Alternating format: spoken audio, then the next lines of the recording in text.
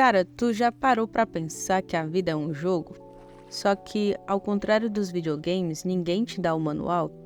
Você tropeça, erra, se sente perdido. Mas e se eu te dissesse que as falhas são o caminho para upar sua vida de verdade? Que existe uma forma de jogar melhor, descobrir quem você é e qual missão realmente importa?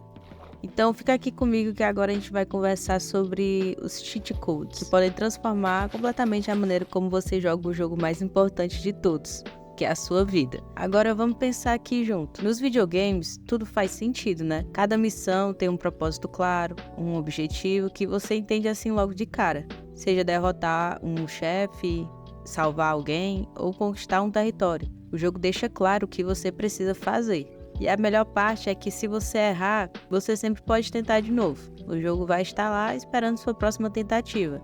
Na vida real, o negócio não é tão simples assim. Não tem uma tela de game over te avisando que você falhou ou uma barra de progresso mostrando quão perto está de vencer. E o pior de tudo, ninguém te entrega um manual.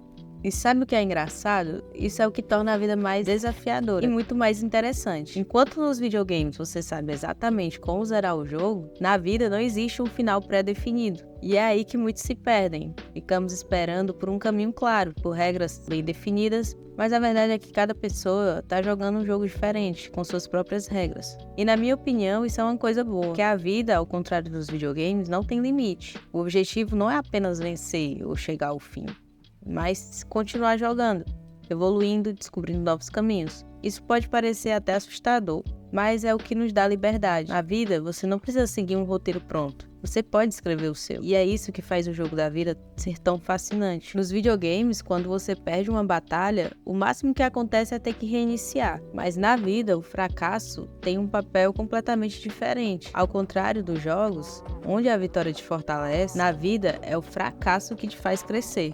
Eu acredito que essa é uma das lições mais difíceis de aceitar. Nós fomos condicionados a pensar que errar é algo ruim, algo a ser evitado a todo custo. Mas, na realidade, os momentos em que mais aprendemos e evoluímos são justamente aqueles em que erramos. Pensa aqui comigo. Você já saiu de uma situação de sucesso imediato se sentindo realmente transformado? Provavelmente não. O sucesso é confortável, mas é no desconforto do fracasso que a magia acontece. Quando você enfrenta uma derrota, é forçado a olhar para si mesmo, reavaliar suas estratégias e tentar novamente, só que dessa vez com mais sabedoria, porque é caindo que a gente se fortalece. Na minha experiência, eu acredito que na experiência da maioria das pessoas, os maiores fracassos foram também as maiores oportunidades de aprendizado. E é isso que é tão incrível no jogo da vida. Cada vez que algo dá errado, você tem a chance de voltar mais forte, com uma nova perspectiva, mais habilidades e mais resiliência.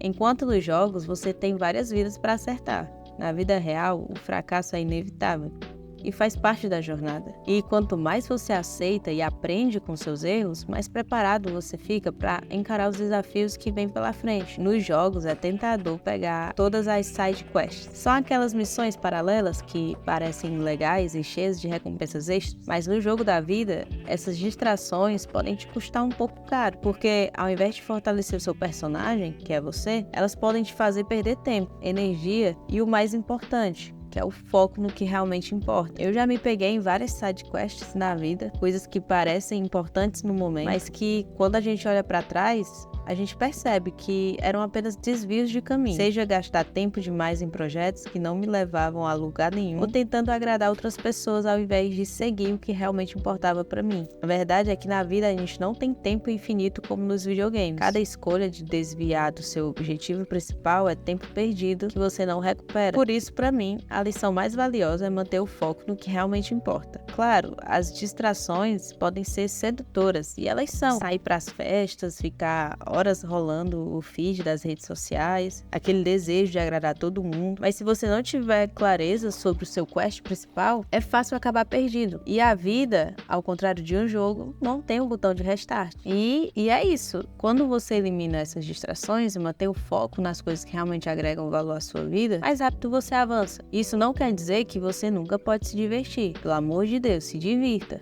Faça algo fora do comum, saia da sua zona de conforto. Mas é crucial você ter a consciência de onde está o seu foco. Se o seu objetivo é se desenvolver, realizar seus sonhos ou ter uma vida significativa, então cada side quest tem que ser avaliada com cuidado. E, na minha opinião, isso é libertador. Saber dizer não para o que não agrega não só preserva sua energia, mas também aumenta as chances de você alcançar aquilo que realmente importa. Quando você aprende a focar na sua missão principal, a vida começa a fazer muito mais sentido e você vai perceber que não precisa de tantas distrações para ser feliz. Outro bagulho muito interessante é que nos jogos, desde o início, você sabe quem é o seu personagem e o que ele pode fazer. Você conhece as habilidades, os pontos fracos e os pontos fortes. Na vida, isso é bem diferente. A gente passa anos tentando descobrir quem realmente somos. Às vezes a gente acha que já se conhece, mas de repente você vê que não se conhece. E isso é uma das partes mais difíceis do jogo da vida. Pra ser bem sincera, eu acho que o processo de autoconhecimento nunca termina de verdade. Mas o que percebo é que quanto mais cedo você se dedica a experimentar coisas,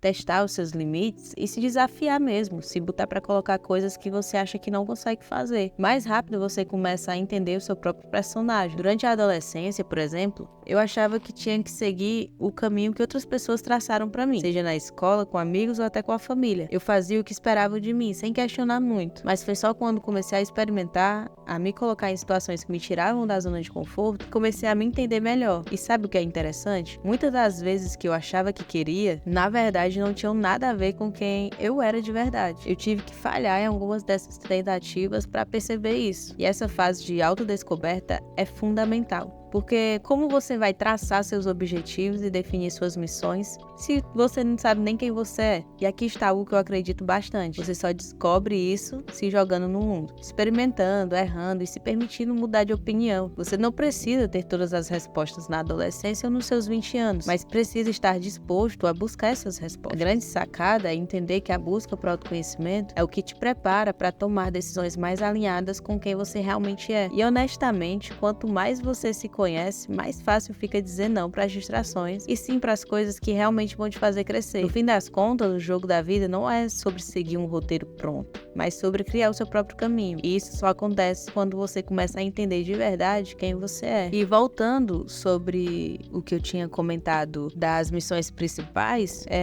nos jogos a gente sempre sabe os objetivos. Resgatar aquela princesa, derrotar o vilão, salvar o mundo. Já na vida, as coisas não são tão claras. E a escolha dessas missões, que no caso são nossos objetivos, as nossas metas, pode determinar se vamos crescer ou acabar nos perdendo. Eu, pessoalmente, já me peguei em várias missões que, no fundo, não eram minhas. A pressão da sociedade, da família ou até a influência dos amigos pode nos empurrar para objetivos que, na verdade, não tem nada a ver com quem somos. E isso já volta ao outro tópico sobre autoconhecimento. E o foda é que a gente só percebe isso, que isso não é pra gente, depois de investir muito tempo e energia nisso. Cara, eu lembro de uma época em que eu achava que o meu objetivo principal tinha que ser seguir uma carreira respeitável, algo que impressionasse os outros. Mas com o tempo, a gente vai percebendo as coisas, né? E aí eu percebi que eu tava vivendo o quest de outra pessoa e não o meu. O problema de escolher mal nossas missões é que, ao invés de nos desenvolvermos, ficamos presos em objetivos que não nos fazem evoluir. Afinal, não são nossos. Comprar um carro de luxo, por exemplo, pode parecer uma grande conquista, mas no fundo, esse tipo de quest geralmente está mais ligado à validação externa do que ao verdadeiro crescimento.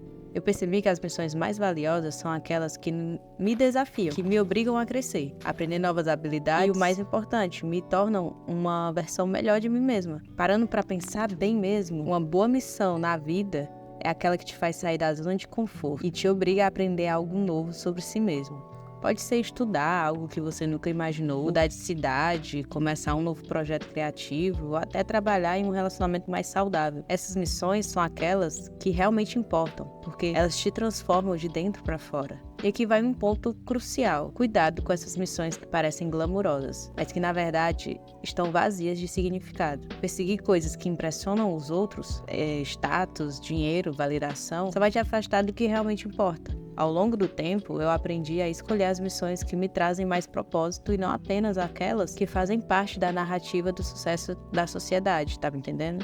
Ou seja, para vencer no jogo da vida, não basta você ser ocupado, é preciso estar ocupado com as coisas certas. Então escolha as missões que vão te desafiar, que vão te fazer crescer e te aproximar da pessoa que você realmente quer ser. Uma outra diferença que eu estava observando entre a nossa vida real e a vida nos videogames é a nossa relação com o fracasso. Nos jogos, perder significa tentar de novo, até conseguir vencer. Mas na vida, falhar é praticamente inevitável. E, ironicamente, é a chave para evoluir. A verdade é que, enquanto nos games a vitória te fortalece, na vida é o fracasso que te faz crescer de verdade. Então, cara, só aceite. Na vida, para avançar, você vai ter que falhar muito. Antigamente eu tinha uma ideia muito distorcida do sucesso, que era que deveria ser imediato, que tudo tinha que funcionar na primeira tentativa, que se der errado na primeira tentativa eu nunca mais vou tentar isso, tava logo coisa, né, em cima. E aí, com o tempo, percebi que cada fracasso trazia uma lição. Eu não teria aprendido de outra forma, tinha que ser daquela forma.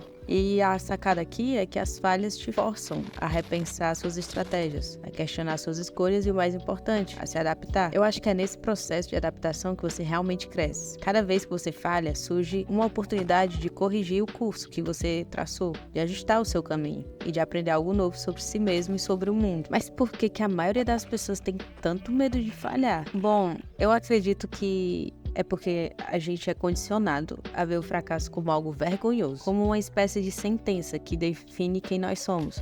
O medo de parecer menos aos olhos dos outros nos impede de correr riscos maiores, de tentar algo que realmente pode nos levar além. Bom, e a gente tem que aprender que quanto mais a gente abraçar o fracasso como parte do processo, menos ele vai assustar nós. É como se, ao falhar, você estivesse ganhando um manual para a próxima tentativa. E aqui está uma das minhas crenças mais fortes. Quanto mais você falha, mais você se fortalece. E isso é muito interessante porque vai contra tudo que a gente aprende na escola, onde errar é punido, mas na vida real é o contrário. Os erros te preparam para os desafios mais difíceis, te dão resistência emocional e mental. Com o tempo, você desenvolve uma espécie de antifragilidade, entre aspas. Você não só aprende com os erros, como se torna ainda melhor por causa deles. Então, eu chego à conclusão de que a vida não é sobre evitar falhas, mas sobre aprender a cair e levantar mais forte. Pode ver aí, as pessoas mais bem-sucedidas que você conhece não são aquelas que nunca falham, mas aquelas que se tornam mestres em aprender com suas falhas. E para viver a gente não vive sozinho, né? Temos que interagir com